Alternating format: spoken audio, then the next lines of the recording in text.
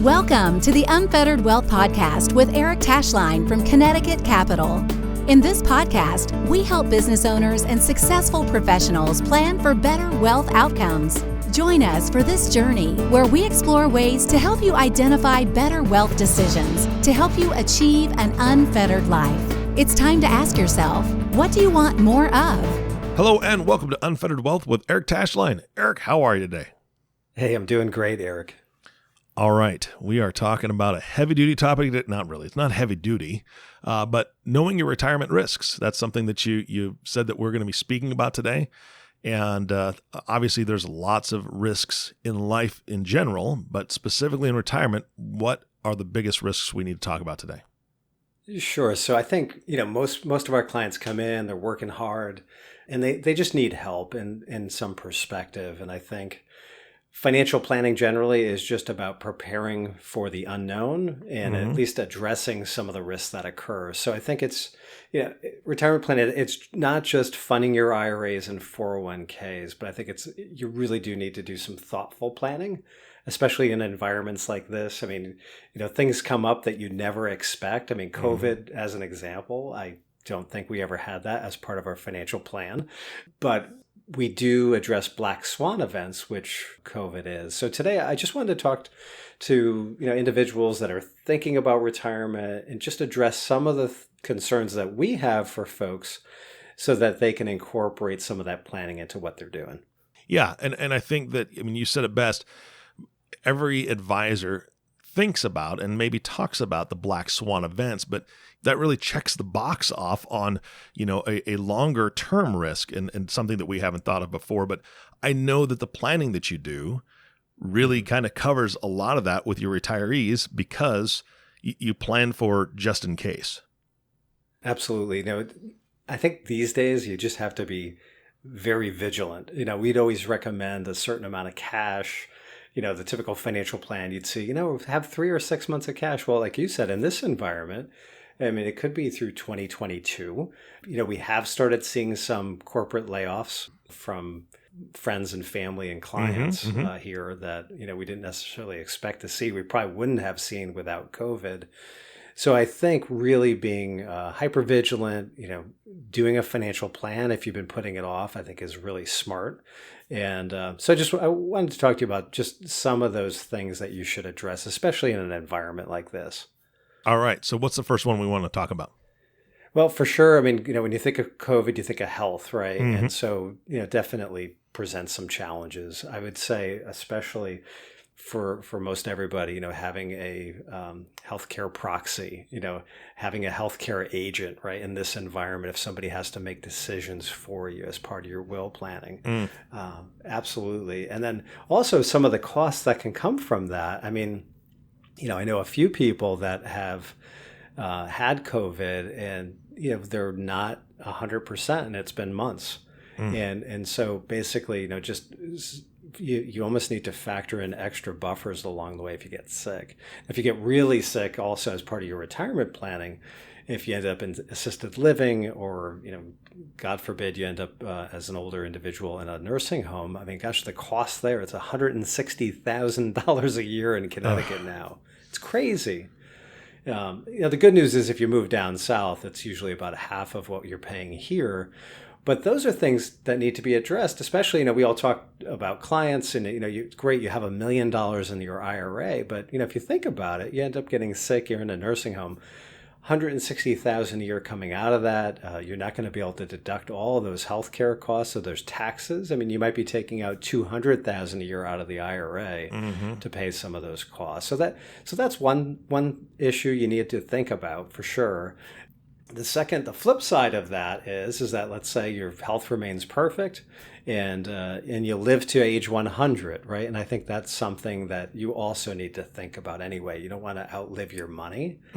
And so I think that's another smart thing to think about as lifespans increase along the way here. Well, yeah. And it would be nice to, you say live to 100 without any health concerns whatsoever, which tells me that at 100 you're hit by a bus, right? Because you were healthy right until, whoop, you're gone.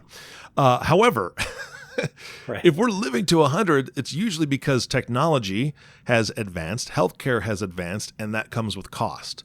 So even if you have just normal run-of-the-mill health issues as you grow older, there, medications and things like that are more and more expensive.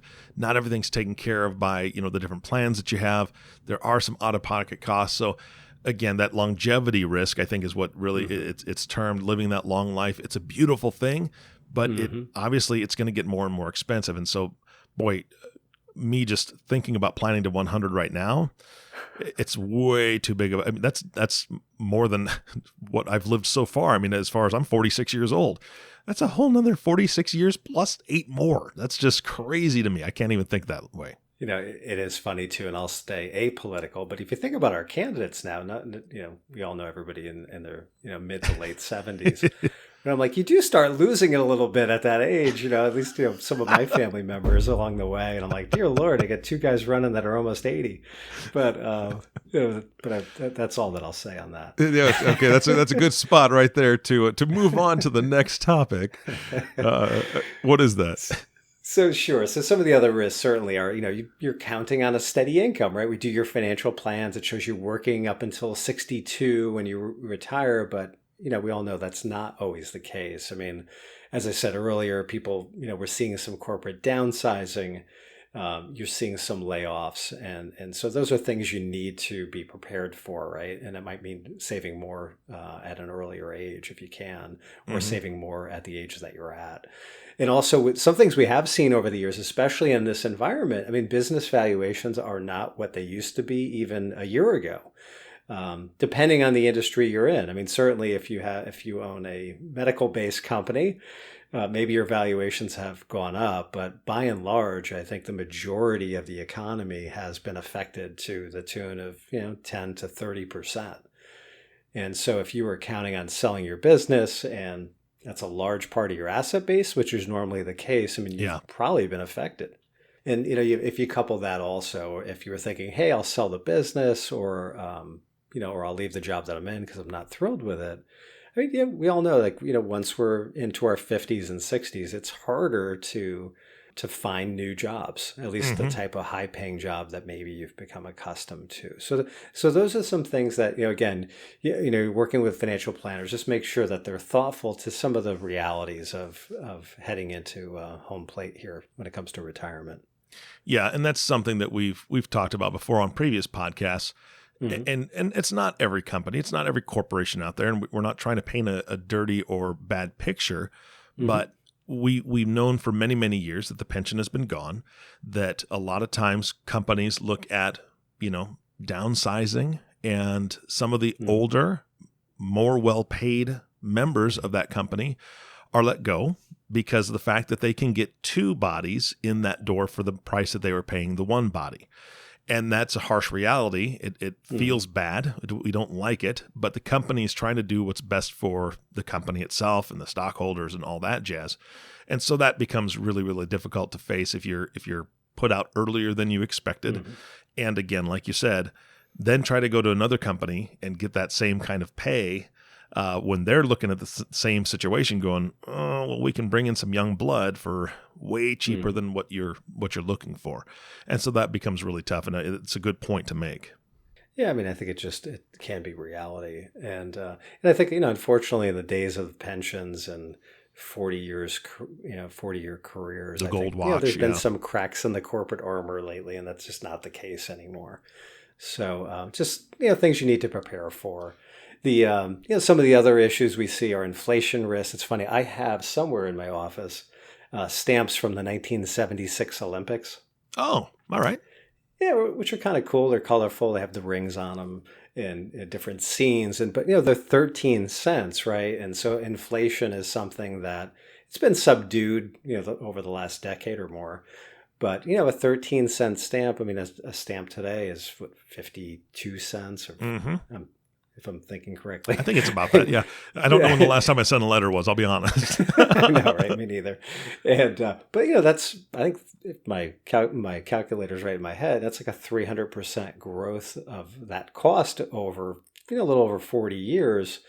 So if you retired back in the 70s and you were counting on, a certain income generation and you've lived, 30 or 40 years, the cost of living is, often will track a stamp. And so, you may not be making it at this point. So those are things you need to prepare for, just making sure you have some growth assets, as an example, to keep up with inflation. Yeah. And then certainly interest rate risk. I mean, who could have predicted that you'd have negative interest rates around the globe and that our rates would be so low right now? It's incredible. That is crazy. Do you remember forever stamps? Yeah, we have some floating around here. Yeah, I think I bought some forever stamps when they first came out. I was like, oh, that's kind of cool. Yeah, the price will never change. These will always be good, or blah, blah, blah, whatever it is.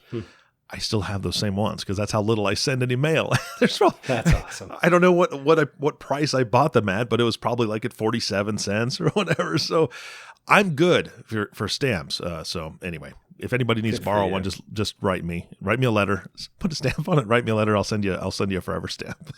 Hey, inflation protection. It's a beautiful thing. It is. Well. It is. Thank you so much. All right. What about family and, and obligations and challenges? That's something that we've spoken about on previous podcasts. I know that is something that you have on today's agenda as well. Yeah, sure. So I think, we all have family members with their hands out from time to time. And I unfortunately, as every year that I'm in this business, your calls come in that, there's a divorce occurring, whether it's with the client or with family members. And inevitably that leads to checks being cut one way or the other. Yeah. And those are things that, you try not to think about that, should be addressed as part of the planning process if you think it's inevitable. Yeah, for sure. But those are some curveballs that come out that we see quite a bit. Also, it just seems that, the children or grandchildren oftentimes have a lot of hobbies. Some of them are very expensive. And, those are just costs that spring up above and beyond the normal birthday gifts that you typically would see. Yeah. Yeah, and what a joy it is to be able to support a child or grandchild in a dream that they have. Hopefully a realistic dream, but something that they want to do.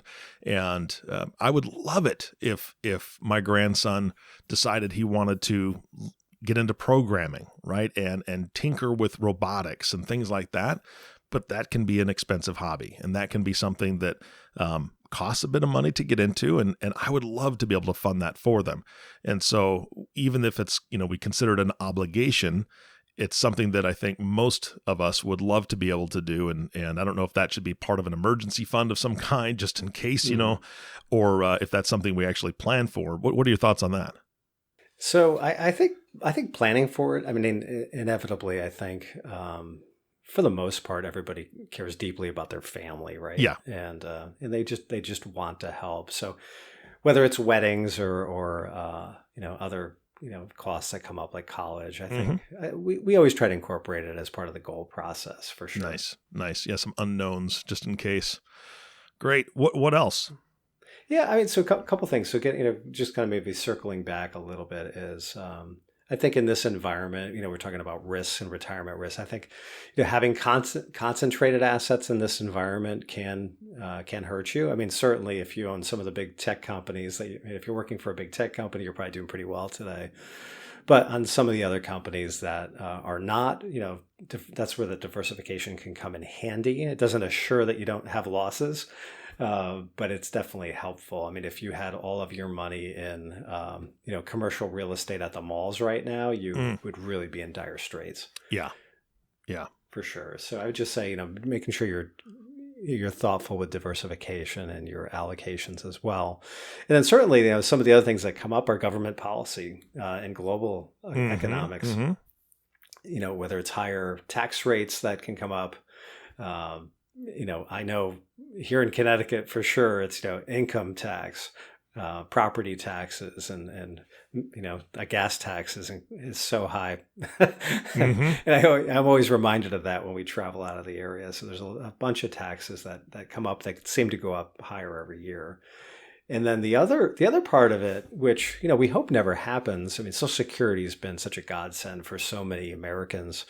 And, but it's at a certain point, when we do our planning, we're usually not incorporating inflation adjustments in a lot of these payments, or we'll basically just flatten the payments from Social Security, just because we just don't know what's going to happen with that.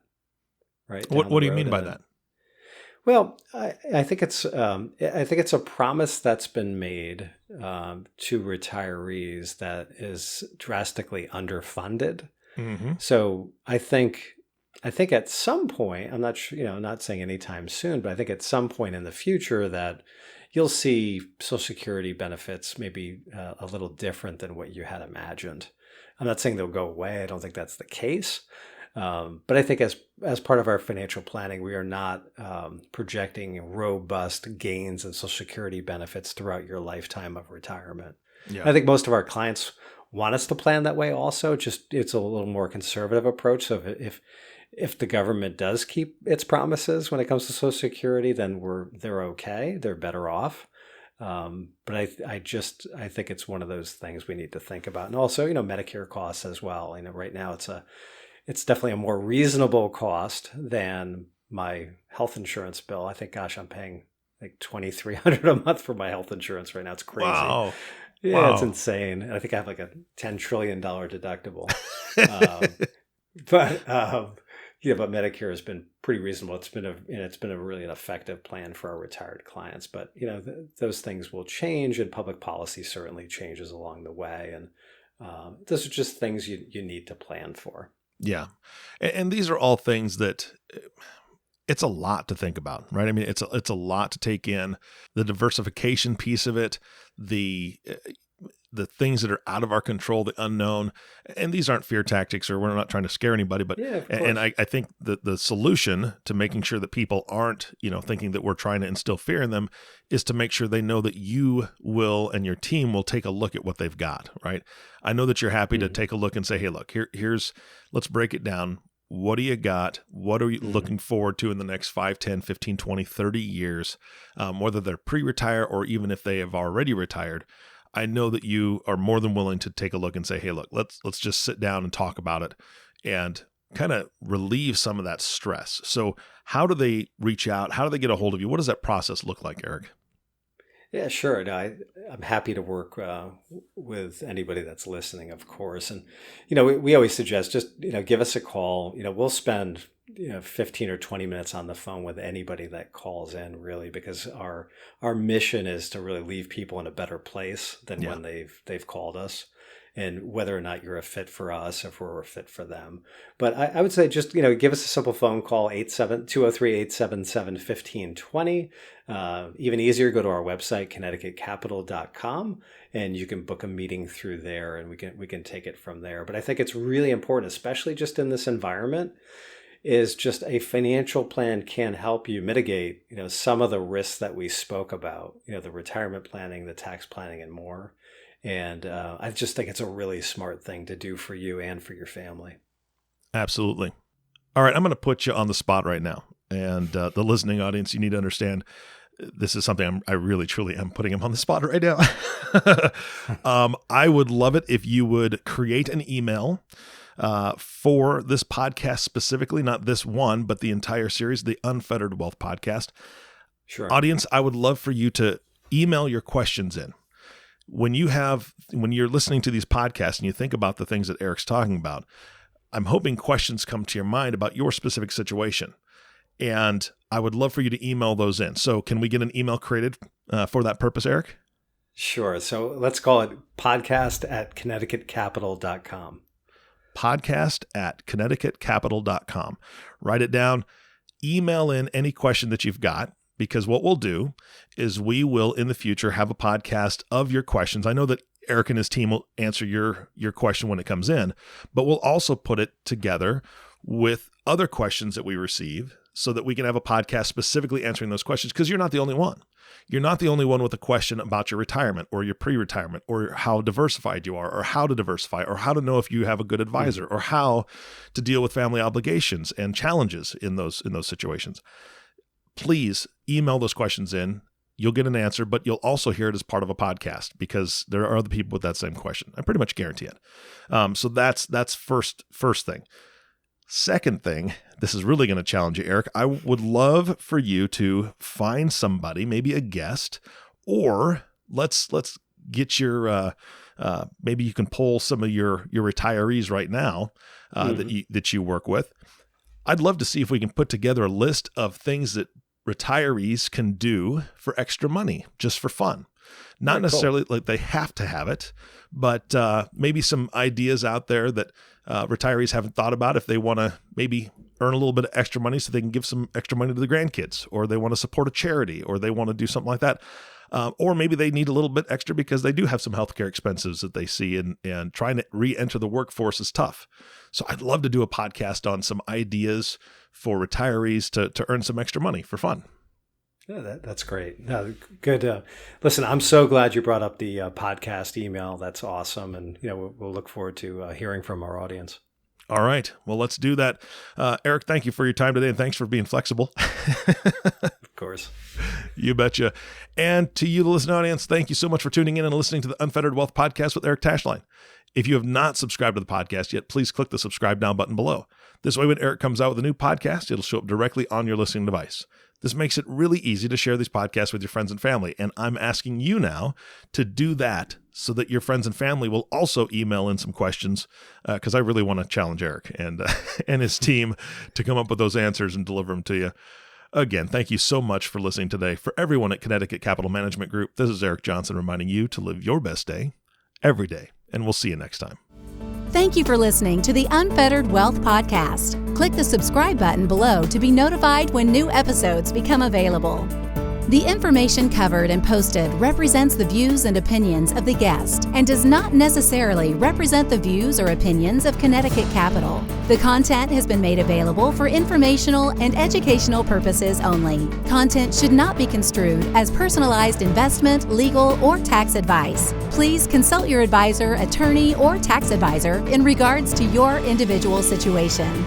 Eric Tashlein is an investment advisory representative of Connecticut Capital Management Group, LLC, a registered investment advisor. Connecticut Capital Management Group, LLC, and Connecticut Benefits Group, LLC are not affiliated.